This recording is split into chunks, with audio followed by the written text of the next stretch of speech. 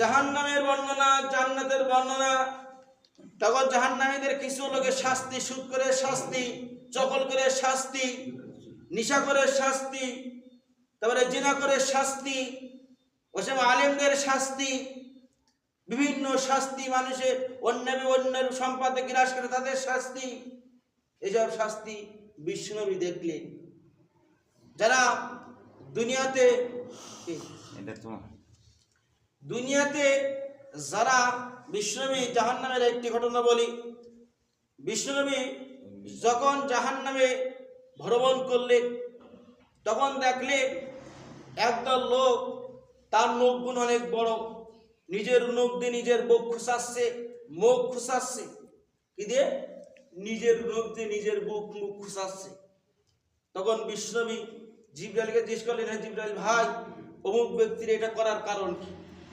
তখন বিষ্ণুনবী জিবরাইল সালাম বলে, এই সেই সব ব্যক্তি যারা দুনিয়াতে অন্যের মানুষের গোশত খেত, নিজের ভাইয়ের গোশত খেত, মানুষের গীবত করত, পরনিন্দা করত।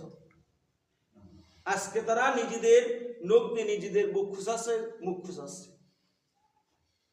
এই জন্য পরনিন্দা করা যাবে না, গীবত করা যাবে না। যখন সিদরাতুল মুনতাহায় যখন পৌঁছায় গেল, কখন সিদরাতুল মুনতাহা, সিদরাতুল অর্থ হলো কুল বৃক্ষ। কি কুল বৃক্ষ? কুল গাছ। আমরা কুল শুনি না বলে? কুল বৃক্ষ। এবং মুনতাহা হলো শেষ সীমানা। ওটা হলো কি? শেষ সীমানা। এখানে বিজ্ঞানিকরা এটা গবেষণা করেছে। তারা এমন একটা তারকার নাম দিয়েছে কুয়াজ, একটা তারকা। তিনি তারারা বিজ্ঞান করেছে।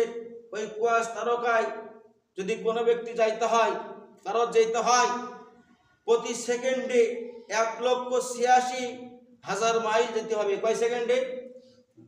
1 সেকেন্ডে 1,86,000 কিলোমিটার যেতে হবে। মাইল যেতে হবে, বর্গ মাইল। তাহলে ওখানে তারা গবেষণা করে দেখলেন ওই পর্যন্ত যেতে বাংলায় 1000 কোটি বছর লাগবে। কয় বছর? 1000 কোটি বছর লাগবে। ওই তারকায় বলছে।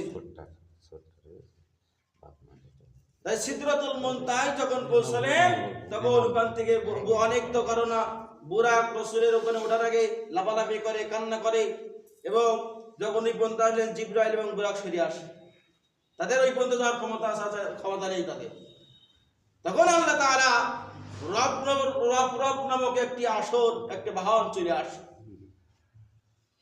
এই বাহনটা হলো সবুজ রঙের বাহন। ওই বাহন ছুটে চলে আসে প্রান্তে রাসূলকে নিয়ে জানার জন্য।